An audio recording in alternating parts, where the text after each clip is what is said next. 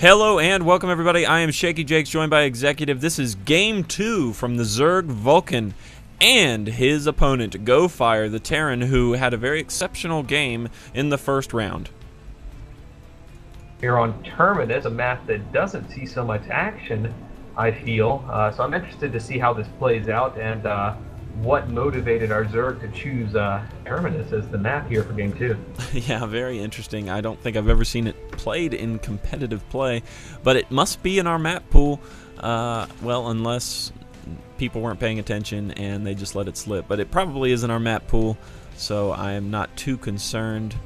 I did say in my last game, if my opponent showed up and he wanted to play a money map fastest possible ever, I would play it with him and I would count it because I'm an admin and I can do that sort of thing.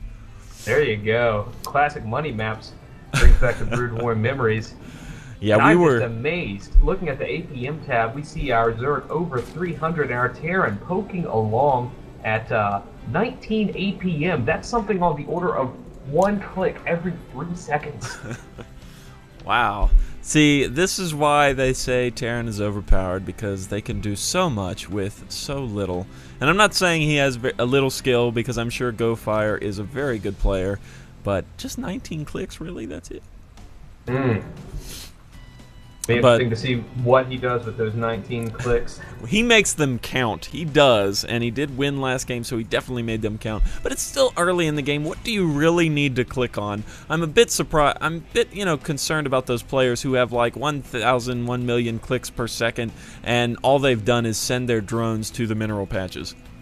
Microing those harvesters. They are microing the claws on the drones, picking at the minerals. That's how in-depth they are. This spawning pool just about to finish. I think that was a pretty early pool from our player. And again, not opting to go for that early Vespene Geyser. That must be the standard play for Zerg, or high-level Zerg play right now. And going for his expansion, very similar to our last game with Vulcan. And I think both players really playing very similar to their previous matches. Aaron poking out now with 2 SCV. I'm a bit curious what the second one is doing here down in... Wow. Did he miss his natural? It looks like he is building his first expansion in what should be his third base, which is a mini base with only 5 mineral patches and 1 Vespene Geyser. Yes, he could have missed it, but I think... I don't know that he would have. I'm going to give him more credit than that. I think that he's trying to hide this.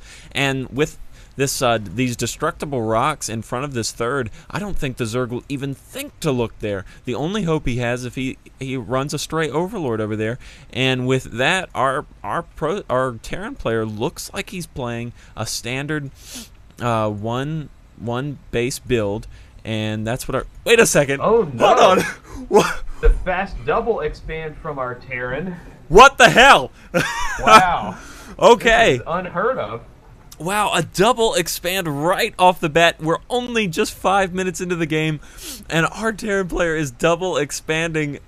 I'd expect to see it from Vulcan, but this is incredible, and our Zerg player knows nothing about this so far, and I think he's going to be surprised when he sees it. But will he be able to see it is the question, because Gofire is putting down that bunker, which is going to put a hamper on any kind of scouting. And yeah, he's trying to scout, but he's pushed away by these Marines. Very interesting play by Gofire. I am so excited about this game now. Gofire aiming to scrape by the skin of his teeth, but if he's able to hold on, he will have such an economic advantage over his opponent. With only 7 Marines, though, now to hold in case of any pressure coming, it's a tenuous spot for Gofire. But it doesn't look like there's any pressure on the way. Vulcan's just droning up, playing a very average game. He's getting speed a little bit earlier than last game, but as of right now, it looks like he's just droning up. I think maybe he thinks that he is on the level. He is actually taking his third as well. He probably thinks this third will put him on the same economic level as the Terran player, but no, very it actually gutsy call won't. by Zerg taking the third base, as he has seen neither expansion. Was he guessing that one or two expansions went down just by seeing the fortifications at the choke point here. Yeah, I imagine he saw that bunker and thought, yeah, there's probably an expansion, early expansion going there, so let me go ahead and get my third while my opponent gets his slow second up. Not thinking for a second that the Terran could be going for a third so quickly.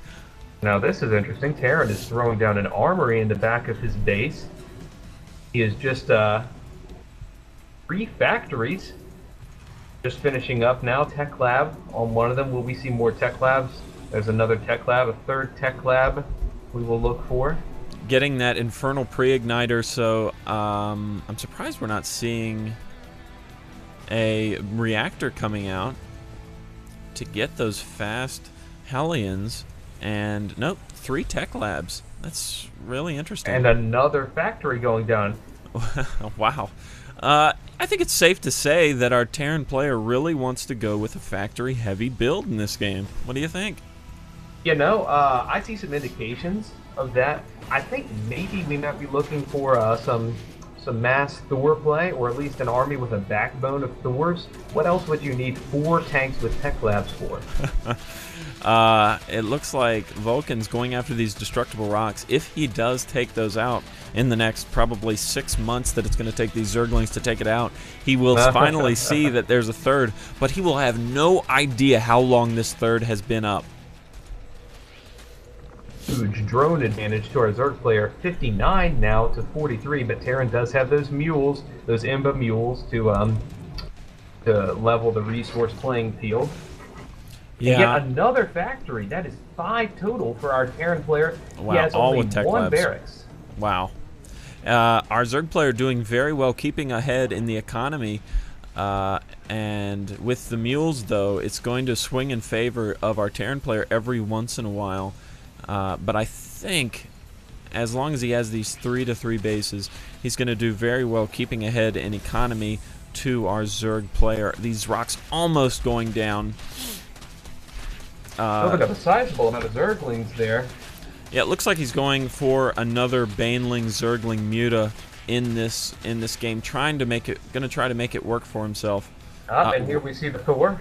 Wow, runs away right at the last second with those Zerglings. Not sure why he didn't take out those rocks. They were almost complete. Perhaps he's saving the killing blow on those rocks for the final reveal, and maybe some kind of sneaky Zergling run by into the base he suspects must be in there. Right.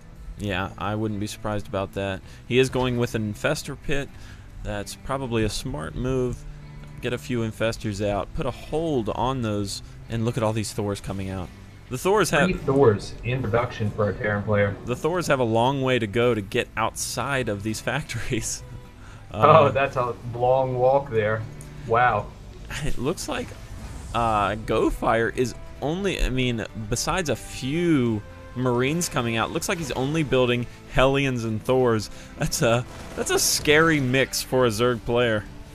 I would be very interested to see how well this combination does against our Zerg. Here comes Vulcan. Looks like he's going to try to take out that Thor, but it's not going to be successful as a lot of Hellions move in. But he finally knows that there is a third for Gofire, and that's going to make him go into overdrive, perhaps. He is getting his 4th expansion right here in the front.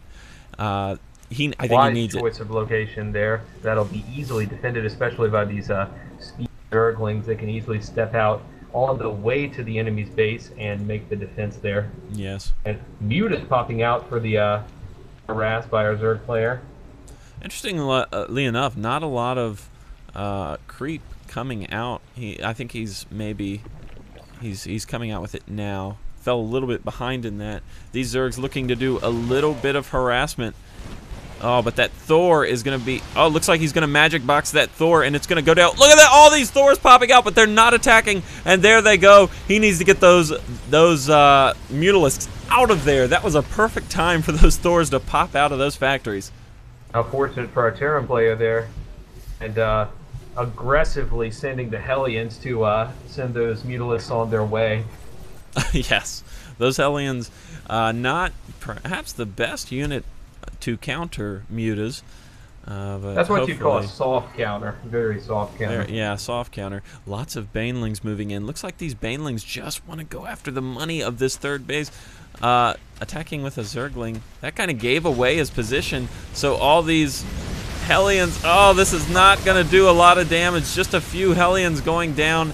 And the Thor's absorbing the rest of those banelings' fire. I think that was a loss for our Zerg player. Did not do as well as he had hoped, no doubt.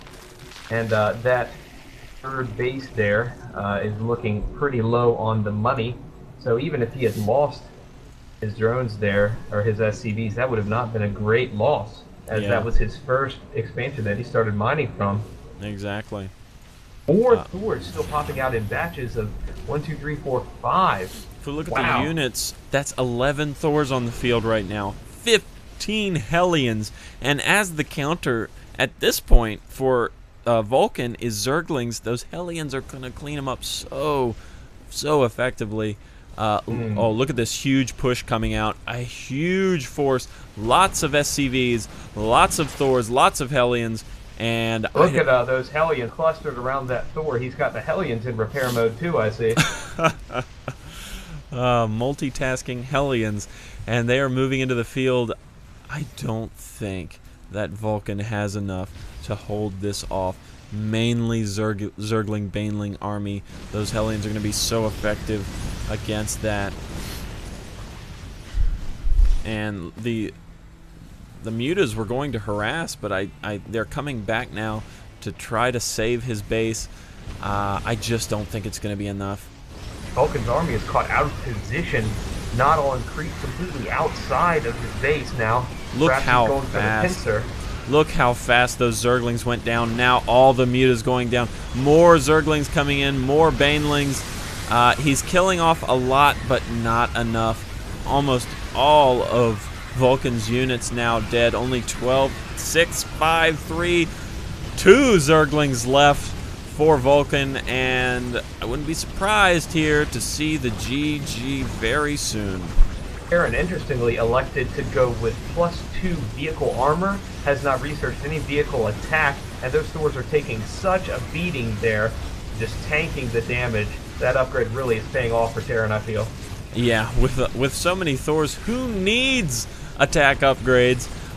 They don't need it. They just need to be protected against those Banelings and Zerglings, and they definitely are. I'm surprised Vulcan is still in this game. He's still trying to produce. He does have those macro hatches in his main. He is able to produce a whole lot of units, and maybe he thinks if he can take out this huge push, then our Terran player will not have a whole lot left. But Marines streaming in now, as well as more Thors. Those Thors hit so hard, and with those armor upgrades nearly impenetrable, they hit for 30 damage per attack, and that attack is a 1-2 punch. 60 damage, and there's the GG. There is the GG indeed. A very good series between these two players. Wow, Gofire played it very risky. You do not see the double expand by the 5-minute mark from Terran very often, but look how effective it was. A huge army of Thors. I don't think Vulcan knew what hit him. Sprinting forward, our Terran player to take the Thors there, and really power overwhelming. I'd have to say, just dominating. The Thors so hard to take down and packing such a punch. I don't think our Zerg had a chance.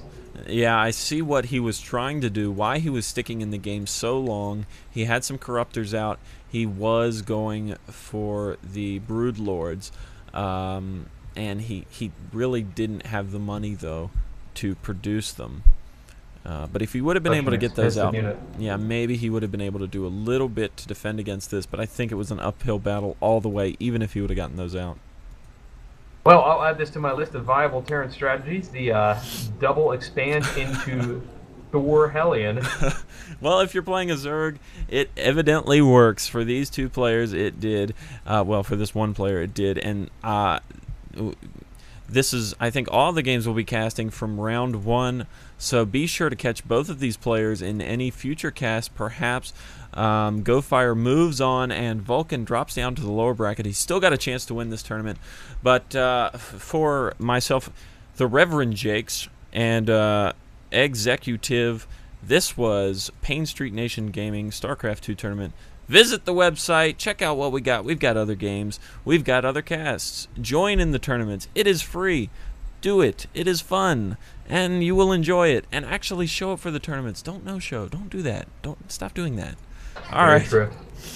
We will catch you in round 2 for more games from the Masters and Diamond StarCraft 2 tournament.